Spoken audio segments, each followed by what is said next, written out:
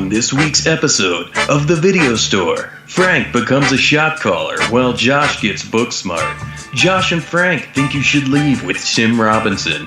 And finally, we get our wicks wet for Keanu Reeves. And my name is Jose!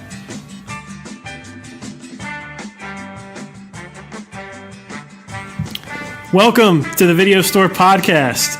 Every week we review movies and TV shows that we've watched and also look ahead at what's streaming, on demand, and out for rental and in theaters. My name is Frank. This is Josh. Yay. Yeah, very good at cutting me off. Hey, this is a catch-up episode, so we're good. Got about 2 weeks worth of previews on this one, and then we'll be ahead of schedule like we'd like to be. There's no mustard in this episode, just ketchup. Very good Memorial Day cookout reference. Not really, but I'm going to give you half credit for that. Yay. Let's go with some thoughts and trailers. Up first, Terminator. Dark Fate. A sequel no one's asked for. But it's odd because I think a week ago, you and I were talking about how Genesis wasn't that bad. It was just like a mediocre sci-fi movie. And Dark Fate kind of looks like the same. This is a return of James Cameron as the producer of a Terminator movie. This is the return of Linda Hamilton as the ass kicker. Yes, Linda Hamilton is reprising her role as Sarah Connor. It's the plot summary on IMDb describes it as Sarah Connor has returned from far away. And she's gearing up with a team of agents who will fight against the T-1000. Directed by Tim Miller, most notably known for Deadpool, the first one. He directed that. And I thought that was interesting because the first scene in this trailer on the bridge reminds me of that Deadpool scene. He likes to shoot action scenes on empty bridges. And the other thing I noticed, it's starring Mackenzie Davis as this Terminator human hybrid they allude in the trailer. Yeah, the new Sam Worthington of this one. Yeah, I like her a lot. So putting her and Linda Hamilton together has me more interested in this. While I don't expect it to be anything great, I'm more likely to catch it in theaters because of those two. You know, it pisses me off because I love Terminator, so I always have like some type of hopes. Like the trailer for Salvation was probably the best trailer I'd ever seen, and the movie ended up being so terrible. I was beyond infuriated. So I have hopes for any Terminator movie, and then when there's something like, hey, a great director showed up on this one, then there's some type of hope in there. There's always a hook because they got what's her face from Game of Thrones last time. Like they always add something. They always add somebody. Right, so I have some hopes because I love Terminator so much. I don't know why I love Terminator. It's just something inside me that says I'll be back to watch every Terminator movie ever. Yeah, what's your favorite one or two? I love 2. I'm a big fan of 2. I feel like it's the Alien versus Aliens thing, where the first Terminator is like a horror movie. It's horror and sci-fi. I love number 1. Don't get me wrong. It's amazing. But I really love Robert Patrick in number 2. So it goes both ways. I think they both really hold up considerably well, considering how old they are. Oh, still so fucking good. Yeah, and so the soundtrack is tight. Everything's good. I think, Salvation must be... That's the Christian Bale one, right? Yes, and it should have been so much better because the trailer had 9 Inch Nails and it just looked like this badass movie. It has Anton Yelchin in it, Christian Bale. It's supposed to be fucking amazing. Then they had some fucking like music video director direct it, McGee or whatever. Yeah, he did Charlie's Angels. He did a movie I think you're going to talk about. Yeah, he did a movie you're going to talk about shortly. It's funny you'd mention him. But I think that's my least favorite one of them all. But I feel like there could be one that I didn't see either. There's a fair amount of Terminators. So. Yeah, I think there's enough Terminator talk for one episode. Sure. Tell me about Supervised with a Z if you're looking for it, and what you thought of this trailer. I love anything off the spool of the superhero rack in any format. So this is kind of about a retirement home for superheroes and what ends up happening in them after their hero-like career. It's a light comedy. It just seems kind of fun. And like I said, anything off that rack, I'm willing to check out. And it looks like it might be just something a little different. Where is this coming out at? Is it YouTube? Fuck, man, don't hit me with these questions like that. It's coming out sometime this year, though. Yes, it is 2019. I do know that. We'll follow up on that. We'll let you know. Maybe we'll put in the podcast notes. But yeah, it's interesting. I know, like you said, you're really into any way you can dissect the superhero thing. And Terminator is due in November, by the way. I did a really bad job explaining that. Oh, okay. Our final trailer features our boy, Jerry Butts, doing his thing. G-Butts. King of the trash action movies right now. And one of the, I feel like, underrated, like, trashy action movies series is this, like, Has Fallen trilogy, or whatever you want to call it. Olympus Has Fallen. What was the other one called? Was it White House Down or something? Or I thought that was the first. Was that Olympus Has Fallen? I forget. I don't know. I don't remember. Everything fell. All you need to know is Morgan Freeman is the president, and Jerry Butts is like this fucking superstar Secret Service guy. He's like James Bond or Bourne, but as a Secret Service guy. But this time he's been framed. Yeah, he's been framed. The synopsis on IMDb says Secret Service agent Mike Banning, this is Gerard Butler's character, is framed for an attempted assassination of the president, played by Morgan Freeman, and must evade his own agency and the FBI as he tries to uncover the real threat. So, a very simple action hero trope that we've seen a dozen times before, but these movies are ultra violent, over the top. The violence is real. Yeah, it's like breakneck pace. Also, a lot of necks get broken during that breakneck pace. It's like not as much as, say, John Wick, not as hand-to-hand combat, but a lot of more guns and knives. No, it's pretty violent. I remember this was released around the same time that Channing Tatum one was released. And yeah, I think you're right. White House Down, I think. That was the Channing Tatum one. But they were kind of released on that same platform of what if the White House got taken over? And I think this one was the more successful one of the two, just because of the outstanding action and violence that took place. Has it served necessary for a trilogy? But we'll check it out. G-Butts. I assume that they're making money because they keep making them. But yeah, every one of these is ridiculous. Like, what if the worst possible thing happened to, on American soil? That's what they play out. Right. My problem is G-Butts has been defending and gone through and put his life on the line in all these other ridiculous situations. They're like, you know what? It makes sense that he was framed. Or it makes sense that he would try and murder the president. Nah, come on, man. I agree. I'm sure the evidence is overwhelming, and it's probably someone on the inside setting him up. Oh my God, twist and turn. We'll stop speculating for a second and talk about things we actually watched. Okay. What we watched is our review segment of the podcast. We put things in 3 easy-to-understand categories. We either tell you don't do it, avoid wasting your time like we did, take it or leave it, which is a semi-recommendation with some, caveats, and just an employee pick where we will tell you, regardless of whether or not this movie falls in your comfort zone, we think you should watch it. And it only took us like 15 episodes to figure that out. Yeah. Who knows where we'll be 15 episodes from now? I don't know. Dead? Yeah, one of us probably in prison, podcasting through prison phone. I will kick this off. I saw this film called We Are What We Are. It's from 2013, a.k.a. my biggest blind spot in film. And this one's biggest Sandy B. Yeah, it's I'm gonna just gloss over that. This one's on Amazon Prime right now. It's about the Parker family. They're a reclusive family in like a southern, like low income town, and they follow an ancient custom. And their secret existence is threatened after a downpour moves into their area, forcing their daughters Iris and Rose to assume responsibilities beyond that of a typical family. Now, I'm surprised I haven't heard of this movie. It stars Julia Gardner from The Americans and Ozark. Also, you have Wyatt Russell as Deputy Anders. I know you're a big fan of that. And then Michael Parks from Tusk and Kill Bill Volume 2 is a Doc Barrow. He plays a, what do you call it? A coroner.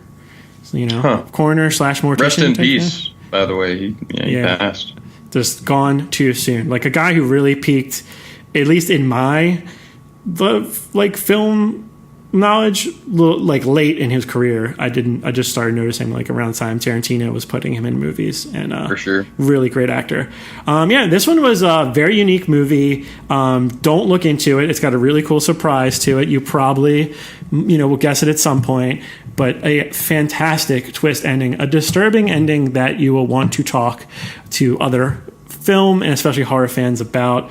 Some really interesting performances, and a type of film that starts off a little slow, but it improves as it keeps going. It builds to like a really intense finish and just really good drama. So I'm going to recommend this one. You could call it take or leave it, because I know some people just won't be able to stomach the gore. But if you're into horror dramas, I think you'll really dig this, and it's got a bunch of cool cast, either at the very beginning of their career before they started off, or at the very end, unfortunately. Yeah. I may have to check that out. Not something I had seen. So I do love me some Wyatt Russell. Sheriff role. Sounds fun for him. So I found some filler on Netflix because I just click buttons until something comes on, Frank. That's how I make my decisions in life. And watched Wine Country. Hooray! Which is about a group of longtime girlfriends goes to Napa for the weekend to celebrate their oh God, it all just sounds terrible that I even watched it. If this summary came up, I probably would have been like, nah, fuck it. But as we know, this is a bunch of our favorite Saturday Night Live chicks, directed by Amy Poehler, starring Amy Poehler, Rachel Dratch, Anna Gasteyer, Maya Rudolph, pretty much any of those females. Tina Fey shows up for a bit, has a very just weird role. Overall, it starts off, and there is some good humor, I would say, and there's a few good jokes that hit, but as they try and mix in the emotional tethers to the story, it's pretty garbage. So that failed. The humor was good, but the drama didn't work for you? Yeah, and even the humor started to tailor out at some points, but Justin Long also shows up in this movie and just plays this guy who comes with the house. And I think he's probably one of the shining lights in this. Otherwise, there's a few good jokes that hit early, and after that, it just starts to feather out and be frustrating. So emotionally weak, a few good jokes in there. If you like wine, this is probably a fun watch for you. And this happens sometimes. I mean, one, you admit it. It's not like your typical type of movie. No. So out of your comfort zone for sure. You're not the targeted audience most likely for this one. But we looked at the trailer and we kind of suspected this. It looked like a bunch of really talented people that might have been having too much fun making the movie, and more fun than we would have watching it. And it happens all the time. I think Grown Ups is the perfect example. Those Adam Sandler movies. That was terrible. Yeah, you cram all these talented people in there, and they're like, it seems like they just hung out to go on vacation and kind of shoot a movie. And like, it shows sometimes. Most of the time, I feel like it shows. Yeah, no, totally agree. So this is definitely take it or leave it to don't do it. If this is not something that sounds like you want to watch it, it's probably not for you. I can tell you that right now. So I know you're a fan of Nikolai Coster-Waldau, a.k.a. Jamie Lannister. Jamie Lannister. And I watched this, and we talked about it once. I thought we did. I was like, this is such a Josh movie. So, I was looking for something to watch, and this was suggested to me. Just like in the moment, I was like, cool, let me watch it. And it's a 2-hour drama. It's about a newly released prisoner is forced by the leaders of his gang, white supremacist gang, to orchestrate a major crime with a brutal rival gang in the streets of Southern California. So I started this movie on Friday night at like 11:30, and I fucking finished it, which to me is one of the higher compliments you can pay to a film. That I was tired and it kept me up, and I refused to go to sleep. I was surprised. I really like this movie. I don't remember your thoughts on this, how much you dug it. It's pretty sweet. Yeah, but I was really into it. Coster-Waldau, like, very good dramatic actor, great performance. What they don't tell you in the plot summary is that it was like a blue-collar criminal. He was I think he was in sales or something, like, had the perfect family life, and had a little bit too much to drink one night, and vehicular homicide led to him taking a plea deal for a couple years, and then the way he fought his way to survival in prison led to him doing more jail time, but he works his way into becoming, the shot caller, basically, like one of the top guys. And upon his release, he still has a couple, that one more job type deal, one more thing I got to do. And it also deals with the family drama because he felt like he had to leave his wife and child behind because he hates what he become. Like, he became this white supremacist, just like a completely different person. And the transformation I buy. And my only critique of this would be, I feel like this could have been a miniseries. I feel like you could have stretched this out for 6 to 8 hours, because the one thing they don't really show is like how the process, like the details of the process of him turning into this guy. And despite not showing the details, it is believable, and it has to be, or the film doesn't work. Like, you believe this guy goes in like pretty boy, upper middle class, like sales guy, right, who goes golfing every weekend, becomes this tattooed white supremacist, hardened criminal who just murders people if he has to. So that was really important. Great performance by Coster Valdau. Also, John Barenthal doing his thing. Who was, I forget who played Benjamin Bratt's in there for a second. I think it was, oh man, I can't find it. Come on, Frank's brain. Is it Matt Gerard played like the head? You remember the guy who was, no, there was like the dude in the glasses who was like the head of the white supremacist. That was really good. A lot of good bit parts. Like, that's how these independent movies thrive, is like everyone was cast really well. There's only like 2 names you'd probably even recognize, and they're TV actors, so they probably didn't make them much. But really well directed, nothing fancy, but great pacing. It's just a great story. I'd highly recommend it. Like I said, it's on Amazon Prime. If you're looking for a good drama, like a good prison movie, check this one out. Boom. Boom. Shot called. Yeah. By Frank. And you talked about McG earlier. Did you know McG directed this film you're about to talk about? I didn't until now, but this makes sense to me. So style over substance, right? I wouldn't even say that. More money over style and substance. Okay. So Rim of the World on Netflix now has that picturesque image of trying to sell you another Goonies adventure or Stranger Things type situation where 4 kids are going to take on the, and under overwhelming odds, that kind of bullshit. This movie sucked. Yeah, I like how you got out in front of it. Yeah, so what a waste of fucking money. I mean, the amount of kids in Africa they could have fed for this, I'm not even sure. So the CGI was garbage. The kids were weak. The story was weak. Everything about this sold as, I can't believe Netflix released this or spent money on it. I'm really surprised. There's so many other good things out there. This is the direction they went. How much is a click worth? I always run. I mean, I guess at some point there's the point of no return. Like, you have a shit movie, but but they did work with him. He did The Babysitter, and that was a big hit for Netflix. So it's probably why he got this second chance with them. Yeah, maybe so. Well, second chance fucking blown, Frank. This is just a piece of garbage. It looks like a spin-off of a directed DVD movie that, like, remember when at Blockbuster when they would release what was the Tom Cruise When the World Attacks or they would have like the thing that was slightly different title. Redbox still does this. Yeah, Transmorphers so is like on a plane, and then there'd be snakes on a train, which I watched Snakes on a Train. Goats on a boat. I did it anyways because I'm like, man, why can't they just get off the train? But anyways, Rim of the World should be thrown in the rim of my trash can because this is just a waste of money, time, and congratulations for everyone that was able to cash a paycheck on this piece of shit. Thanks. You just did a service. I feel like they were trying to whet people's appetites for Stranger Things. You got Memorial Day. Yeah, they dried this coochie up. Yeah, kid. Yeah, you're the coochie in this term. Yeah. Yeah.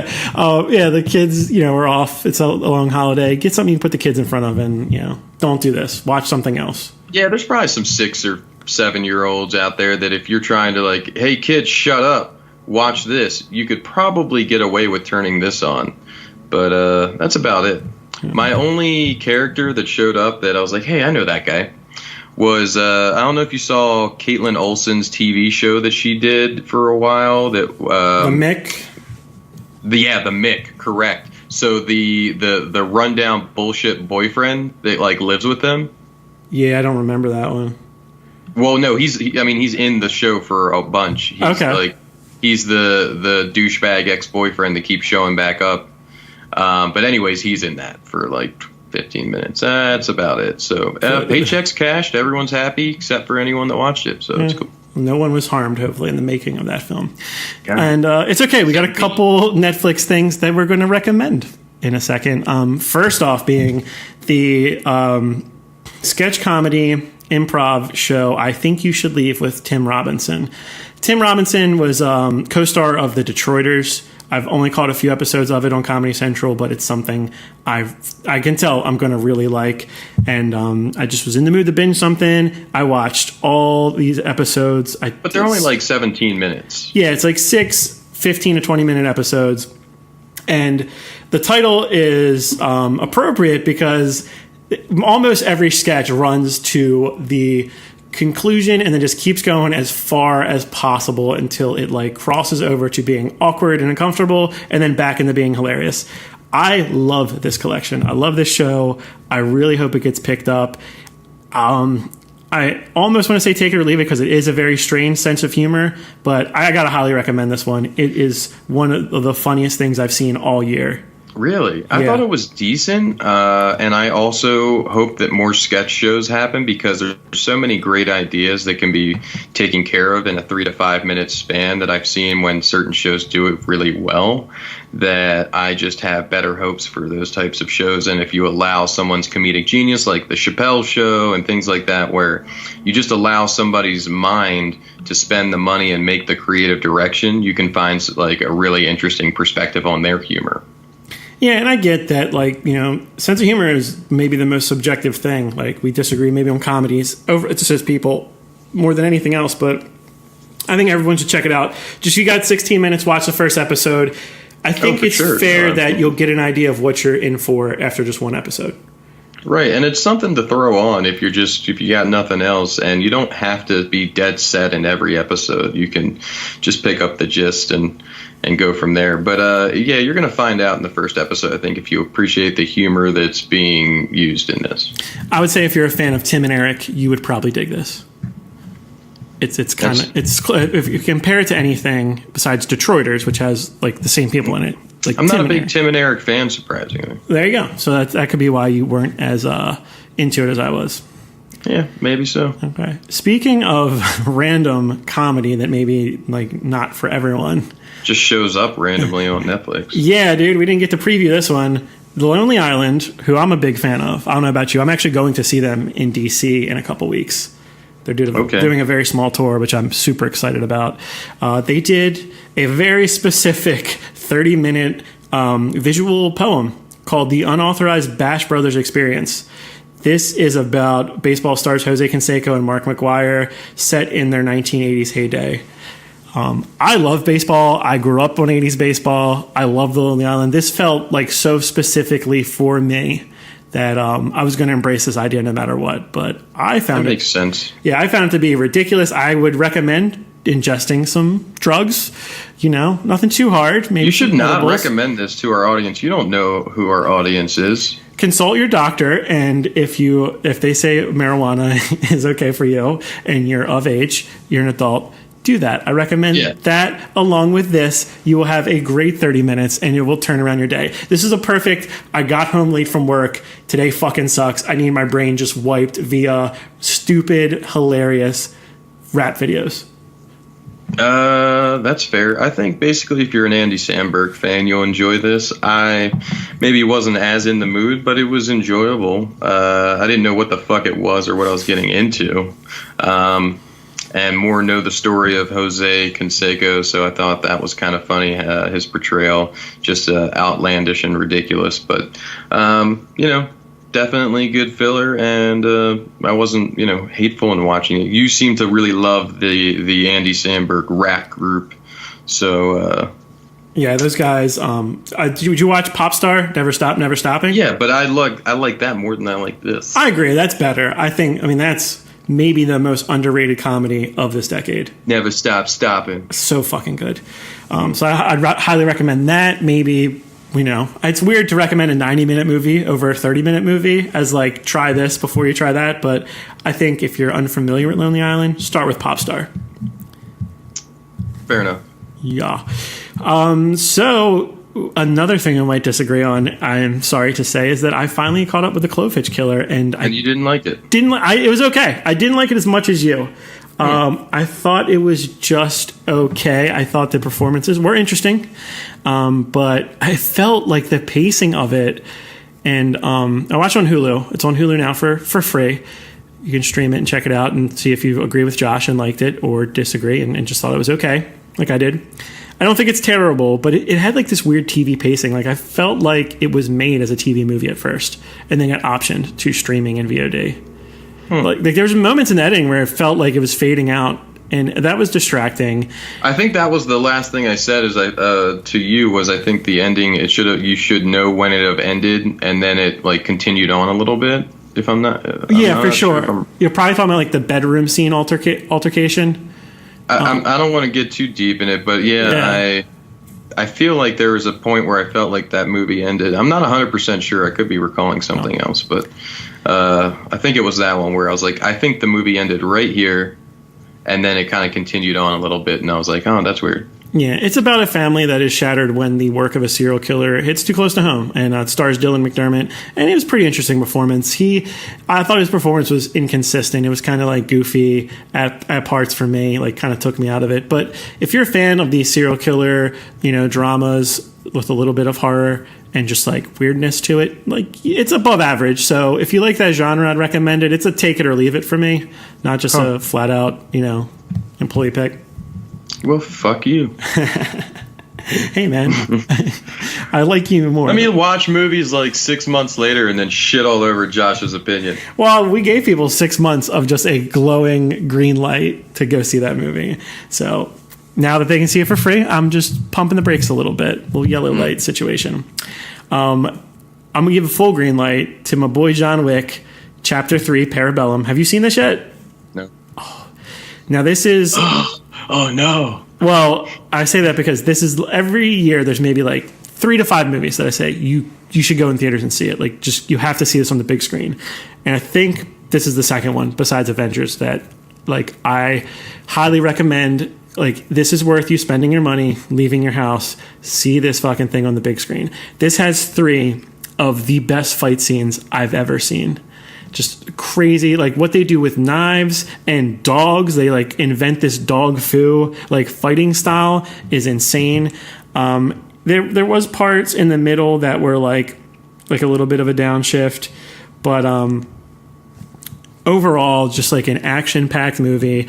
And that where I wasn't the biggest fan of the second one, I think this movie completes the transition of John Wick from being this super serious, grounded, simple, real life action hero to where like now it's like over the top. It's a fucking superhero. Yeah, it's like Looney Tunes, it's like but Neo. gory. Yeah, not Neo. It's like Bugs Bunny. It's like that. Like he's untouchable, but it works and it's a lot of fun. And they realized what they wanted to do. They were kind of like 1 foot in, 1 foot out in the last movie, where this is this. They were like, Liam Neeson does it, and we're pretty sure Keanu can do it. He really trains. He does really train, and it shows. Yeah. The fighting in this is awesome.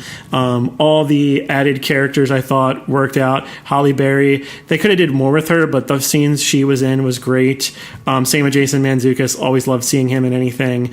And then there's this the main villain named Zero, Mark Dacascos. He was in Brotherhood of the Wolf, Only the Strong, Drive, like some 90s stuff and early 2000s stuff, and kind of went away.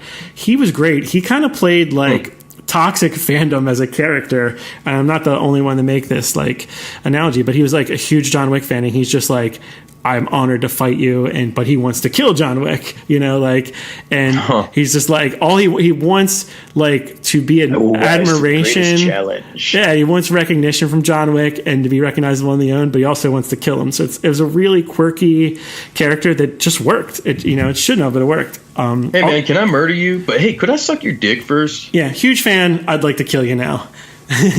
And the appearances from the main villains from Raid and Raid 2. They had a really good fight scene, but it's just non-stop action. Keanu maybe says like 20 lines the entire movie. It's just great set pieces, great pacing. It's a lot of fun, and some of the best audience reactions I've heard all year. So John Wick's kill count tripled? Quadruple? Yeah, I know it's like higher. There's like some clickbait articles about how it's higher than like Jason Voorhees and Michael Myers combined, which makes sense. They're different types of movies. Like, yeah, I wrote a bit about that a while ago. Just like, how many fucking families has he ruined? Who, Wick? Yeah, I mean, some of these guys probably were just collecting a paycheck. Some guy was like, "Hey Terry, you want to come work over the night shift at security? It's fine." He's like, yeah, I need the money because my kid's getting braces and shit." And then that dude ends up with a broken neck. No, he only kills assassins. And the only thing I would say, my review was, there's 100 assassins in one city. I was like, in this economy, like, why do you need so many assassins? How many people are being assassinated in this city? Even if it's like Paycheck's New York. A paycheck, man. Like, that's the thing. Like, whoever gets the kill gets the money. So if the bankroll is high enough, it's kind of like a Smoke and Aces situation. So they're like they have a full-time job and they just kind of do that on the side. That kind of like they'll come in and show up for like high pay. They're not all living there. They come in because they're like, oh fuck, man, somebody put out a giant bounty on Bob Dylan and I'm gonna fucking murder him. Makes sense, but they didn't really express that. There's no one flying in or anything. That could have been a cool montage. But like, just really like almost perfect movie. Like, for what it was trying to do, it accomplished pretty much everything it wanted to, and it's a lot of fun. Go see it on a big screen. Okay. So those are things we saw, we liked or didn't like. This final part, which will have actually 2 reviews contained in it, is the WTW What to Watch this week's, as we catch up and cover May 13th through May 26th and the theatrical releases of May 31st in 2019. On Netflix, we got a handful of things. Season 3 of Nailed It, the Cake Fail show, hosted by Nicole Byer. One of my favorite Netflix shows. If you want something dumb and fun and easy to binge, it's one of my favorite Netflix recommendations. Okay. And Josh still hasn't seen it, right? Mm-mm. That's out on May 17th, a.k.a. already out now by the time you heard this. Also, I think for the first time on Netflix is Moonlight. Have you seen Moonlight, Josh? No. It's one of those dramas that seems hard to stomach, but I really think, I love Barry Jenkins. If Beale Street Could Talk was my favorite film last year, I think it's worth checking out all this guy's work because he's just on another level when it comes to filmmaking and every aspect of it and the details. This one is about a chronicle of a childhood, adolescence, and then burgeoning adulthood of a young African-American gay man growing up in the rough neighborhood of Miami. So it takes place, the same character split up into 3 parts of his life, and it is extremely well done and extremely worth checking out. And that one's out now also. So by the time you hear this, it's out May 21st. You can check that out. Are you still there, Josh? Are you still with me? Okay. Do I need to comment on everything? Yes. I'm so demanding. Go watch the movie. Are you even listening to me? Have you seen The Blackcoat's Daughter? No. It's another older one. So this is about 2 girls that must battle a mysterious evil force when they get left behind at their boarding school over winter break. And the 2 girls are played by Emma Roberts and Karen Shipka, who's like made it big on Netflix through the Sabrina series. And I think that's why they picked this one up, because it's a couple years old. But this one looks pretty cool, and I missed out on it, so I assume I'm not alone in that. It wasn't a huge release, but it looks pretty good. Okay. We already discussed The Rim of the World. That just came out. Josh, he told you that you should not watch it. Yes, The Rim of My Ass. Interesting. So that's a negative thing. Yes. So you're not recommending that movie or your ass? No, the rim of it, no. Okay, fair enough. And then finally on Netflix, which looks really good and I'll probably review next week, is The Perfection. It's about a troubled music prodigy played by Charlotte Allison Williams, the main girl, the evil white woman in Get Out. She seeks out Elizabeth, played by Logan Browning, the new star pupil of her former school. The encounter sends both musicians down a sinister path with shocking consequences. This looks dark and disturbing and twisted, and I hope it doesn't have that Netflix glaze where it just feels generic, but the trailer looks really exciting. Did you say the evil white woman in Get Out, Catherine Keener? No, the girlfriend, Allison Williams. Okay. Yeah. I was like, every white woman is evil in Get Out, but yeah, I thought it's true. I considered her the main character more than Catherine. Yeah, Keener. she is true. She was a sadistic bitch. I do want to check this out though. I was looking at it. I was like, I gotta find the sit down time. Yeah. Hulu and Amazon Prime really not offering anything of interest. Fuck you, Hulu and Amazon Prime. HBO has Smallfoot, the animated Abominable Snowman movie, which I think is voiced by John Cena. Looks pretty interesting. I watched that. You did watch it? Okay. It was okay. Yeah, it was okay. Did you? I don't know if we even talked about it. I think we did a while ago. Okay. It was a long while ago. Whenever the fuck that came out first. Gotcha. There's also What's My Name? Another Muhammad Ali documentary, a two-parter that's out right now. That's not what it's called, Frank. It's called What's My Name? There you go. Thank you. I needed that. I'm a huge fan of Muhammad Ali, so I could see Who isn't a fucking fan of Muhammad Ali? You're right. Fuck those people. I love people that actually, he's one of those people that people are fans of him, but they kind of miss what he's about because their opinion of the world is polar opposite of Muhammad Ali. And it's also very true. They like him, how it benefits or suits them. They're like, oh, he's a great champion in a word. Yeah, but he also represents. We're not going to get into it, but yeah, I get what you're saying. Yeah, it's one of those like frustrating things where it's like you don't understand how stupid you are right now. Anyways, he's a man of awesomeness. Yeah, definitely worth learning about if you don't know much about Muhammad Ali, an important American figure, I believe, and maybe the most important sports figure in American history. The new Halloween movie is finally streaming on HBO. I thought it was just okay. Did you like it? It was just okay. Okay, so if your expectations were low and you didn't see it in theaters, it's worth checking out. It's one of the better horror movie releases this month even, so I'd say it's worth checking out. I was just too overhyped about it because of who was behind it. Jamie Lee Curtis comes back to be a crazy white woman again. Yeah, just let me down. Also, the final one on HBO is 12 Strong. If you want to get your Memorial Day on, I guess it's a little too late because you're listening to this after Memorial Day.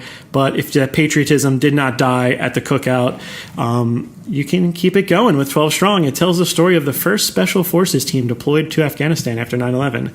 Under the leadership of a new captain, the team must work with the Afghan warlord to take down the Taliban. Pretty interesting cast. You have Chris Hemsworth, Michael Shannon, your boy Michael Pena, Trevante Rhodes. Not a huge fan of glorifying war and those type of movies. I think everyone that listens knows that. But it's got some interesting people in it. So while Rob Riggle's in it as well. Ex-Marine Rob Riggle. I think a lot of people are going to be into this. I'm just not going to watch it. That's okay. Yeah. I'm hit or miss on that kind of stuff. I look for the performances and dramatic range in action movies, and then sometimes the action, but not usually. From what I'm told, all war movies are done historically wrong, and there's very few that are done correctly because it would be a boring fucking movie, from what I'm told. Exactly, and controversial. It wouldn't be like the hero's tale it typically is. Right. Yeah. So, but that one, that being said, there's a handful of people we love in that movie, so it's tempting. You say you watch anything with Michael Pena, so this might test. Pretty much. Might test your theory, your claim. I'd probably do it anyways. Rental, VOD, and we'll call Redbox as well. You can find the following films: Fighting with My Family. I can't remember if you were pro or in the middle in this one. I was pro. Okay. Found some weak spots for sure, as you would think. Vince Vaughn kind of shows up unnecessarily in a WWE polo and just represented as, hey, you guys should believe that I used to wrestle. Come on, Vince. Nobody believes that. But otherwise, I think it was decent telling of that person's life. I agree. It looked good. I want to check it out. And then I also agree that I feel like Vince Vaughn was just throwing a WWE polo as he was walking on set and was like, "What's my lines? What's my lines, bitch?" Yeah. Also on rental VOD/Redbox, Happy Death Day to You. I thought was really fun and in some ways a little more fun than the first one. If you dug the first one, you will dig this one. And if you didn't dig the first one, you might like the second one because there's more of a time travel element and less of this horror that didn't exist. I just didn't feel like the horror was ever there. Yeah, it's good though. It's fun, and I recommend that one. I also recommend Cold Pursuit, Liam Neeson's big movie. It's like Fargo was it Colorado? Yeah, Fargo in Colorado. Really, basically. really up north Colorado in a made-up city. Yeah, if you like stuff like the Coen Brothers stuff, not as smart. This is like dumb Coen Brothers. It's like dumb Fargo, basically. But it's fun, If you like, I forget the name of the director. I'm going to butcher it now, but he did Seven Psychopaths. He did 3 Billboards. It's like that type of genre. Those like tongue-in-cheek, dark humor movies where like a dozen people get killed. Yeah, kind of black comedy. Mm-hmm. So I thought it was fun. In theaters right now as we speak, there was 3 pretty big releases as we're into like the pre-summer schedule where you're actually going to see some stuff that interests you almost every week. If you're a movie fan like us, we have Aladdin. I can show you the world. Are you going to check this one out? No.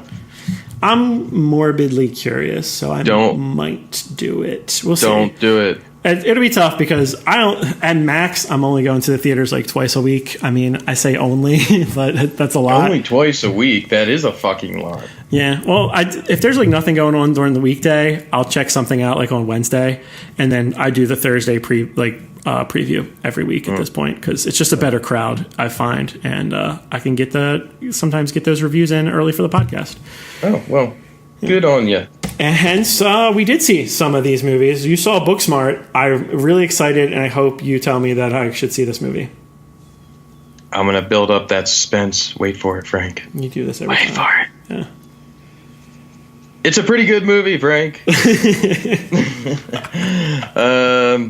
I think that, it's clever. It's fun. It starts off really fun. It is kind of a female version of Superbad in the format. A couple less characters in the sense of you had the trio, and this is more of a duo storyline. But it has some fresher tones to it, with the understanding that, hey, we all worked hard. We spent all this time in school, and we worked hard to get to a good college. Then it turns out everyone that fucked off and did absolutely nothing also got into amazing colleges. So yeah. they didn't understand the concept of, wait a minute, why couldn't we have fun too? So this is their moment in fun. It is a heartfelt story about the eve of their high school graduation. 2 academic superstars, best friends, realize they should have worked less and played more. So directed by Olivia Wilde, which I thought was interesting. And I would say that the girl that played Amy, Caitlin Dever, I'm not as familiar with, really killed it. And I think both of them, Beanie Feldstein, again, not familiar with these people, but really fun, and they had a really great cohort relationship, and I think their best friendship was very believable. Jason Sudeikis was the principal and has the most hilarious principal haircut that you could imagine. And Will Forte and Lisa Kudrow play the parents of one of them who know that their daughter's gay, and they sometimes the other girl kind of pretends like they're fucking to their parents, but they're not. So it's kind of funny there. But all in all, some pretty good humor, fun storyline, and I would say definitely something to check out. Cool. It's a little bit more emotionally tethered than probably what that The Boys is going to be. I would say it's a little bit more on the drama side with a lot of good fresh comedy though in there. And there's this character Gigi, and the kid from Santa Clarita Diet, Skylar Gazondo, who I've talked about previously to you about how I knew that this kid is just fucking hilarious. This kid is, again, just fucking hilarious. He kills it as the kid that nobody wants to be around, that tries too hard and has all this fucking money. He's got T-shirts printed with himself on the shirt, with himself on that shirt, and going down into like a hole of shit. It's pretty ridiculous. So I think you'll like it. Nice. Yeah, you have not dissuaded me. Like, I'm going to check it out, and I feel like it's what I expected it to be, based on what you said. Cool. I know you talked to Brightburn last week. He's got that sneak preview. I checked it out too. I thought this one was pretty good. It's very much the one hit, the one like one note played throughout the movie. It's, what the description says. What if a child from another world crash landed on Earth, but instead of becoming a hero to mankind, he proved to be something far more sinister? That's all this movie wants to do, is just answer that what if Superman looked at humanity as like something, like just didn't like have that appeal. Yeah, it was trash. I thought David Denman and especially Elizabeth Banks were good. I thought Jackson A. Dunn, who played the kid, was really good. Very gory. That was a surprise. Again, a lot of audience reaction to that one. Very brutally violent, brisk pace. I would like to see more. I thought they could have done more with this character and explored more consequences of, and maybe gave better reasons for his turn. But it was believable and it was entertaining. It's just, I don't know if I'm going to want to rewatch this. Maybe if a close friend or something wants to see it with me, I would check it out one more time. But it's not as good as I thought it could have been. And I think that's true. Even watching the movie, you saw the potential for something else, for more. Yeah, there's some good shock moments though. They were good for sure. Coming out later this week, May 31st releases, we have yet another music biopic, Rocketman, about Elton John's breakthrough years. The one thing that, besides your boy Taron Egerton, it's like inclusion in it and playing Elton John, the other thing that has me kind of like, it's like, Lucy holding the football for Charlie Brown with these fucking movies. They always have like a decent enough cast and they end up being generic bullshit. But the fact this is rated R gives me a glimmer of hope that this could be like have actual personality and something to say about the title character. Yeah, no, that's a good point. It's a good point. It's sad that we have to like make those decisions based on ratings, but it's true. Yeah, because any rock biopic that's PG-13 is by its nature watered down. Right. Just because they didn't live PG-13 lifestyles. Exactly my point. So I'll be checking that out. That's the one, like, all my friends like to go when we watch movies on opening night. They all wanted to see that. So it's like, cool. I'm just going to do it just to get it out of the way. And hopefully I have a good review next week. You know what else is coming out, Frank? What? I'm excited. I'm excited for this one. Tell people what it's about, or just keep doing that. Yeah, I'll just keep doing that. Mama. I could go on. This is with Octavia Spencer. And it's about some kids who are just looking to party down and have a good time and they want to get some booze from this, hey, older lady, come buy us the booze. I'm going to do my summary version. My summary version's better. And she's like, oh, sure, why not? Oh, by the way, why don't you just come drink this booze at my house? I'm cool as fuck. Not really. And then it turns out things are not what they seem. That's my summary review. What do you think? I thought it was great. Yeah, lonely woman gets a group of teenagers together and decides to let them party at her house. And they think it's like, oh, man, this is the greatest thing ever. Shit starts going down. And they question her motivations. I think this is a fun role for Octavia Spencer, and I think hopefully she does everything we want her to do with it and just go balls to the wall, deep, psychotic, crazy. Seems worth the watch. Yeah, I'm 2 for 2 so far. I'm going to check these out. Don't have huge expectations for any of them, including Godzilla, King of Monsters, which is the final film we're going to talk about on this episode. The cryptozoological agency, Monarch, faces off against a battery of god-sized monsters, including the mighty Godzilla who collides with Mothra, Rodan, and his ultimate nemesis, the three-headed king, Ghidorah? Wow. Question mark.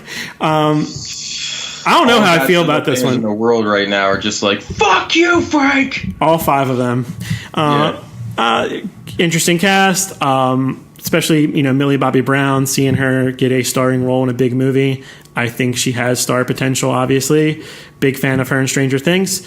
But I don't know, man. People are really excited for these trailers. Every time I feel like they don't capture the scope and size of these monsters. I hope the movie's different, but the trailers all look like dark and dusty, and the monsters don't feel huge. Game of Thrones episode. yeah, but more importantly, the scales doesn't work for me. Now, did you feel like what was the robot one? Pacific Rim? Yeah, did you feel like that covered the scale? Sometimes, but that had problems with that too. The first one was fun. The second one was just fucking bad. I was like my least favorite movie. You hated it. Yeah, but I was just wondering, as far as scale, what captures that scale for you? It's the way things are shot. Think of like Cloverfield. It felt big. Like it felt intimate.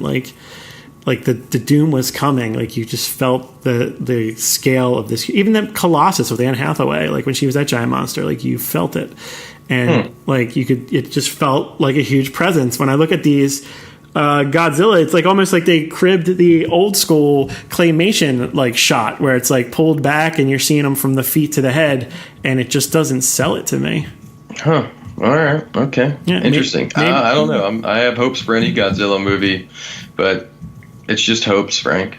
They get cracked all the time. I thought the last one was decent. I was one and done. I saw it in the biggest screen possible at, historic. How big can I get Godzilla to be? Hell yeah. Shout out to Benji's Drive-In in Middle River, Maryland. One of the few remaining drive-ins in our country, probably in the world. But I watched it once, and I feel like this will be the same thing. One and done. Yeah, I would agree, probably. It's not something I'm going to go back and say, this is the best fucking monster movie I've ever seen or anything. But still exciting enough for me to check out. For sure. Speaking of, let's wrap this episode up. Anything we mentioned or otherwise you think you're going to be checking out this week? I still want to watch that damn Chernobyl show. It just seems intriguing to me. And not particularly anything else we didn't talk about. So, I don't know. Cool. Yeah, I think I kind of gave away what I'm going to see. I might catch up and finish Veep, and maybe if I get done that, I'll start binging Barry Season 2. But movie-wise, pretty much told you what I was into on our What to Watch this week, so you can expect those to be covered next week. Yeah, well, as this is a Memorial Day episode, Frank, let's thank all of our service people for putting their time, efforts, and lives on the line for our right to stream this podcast. Hell yeah, we would not be free to do this. Who knows what we would have to do? America. Fuck yeah. Fuck yeah.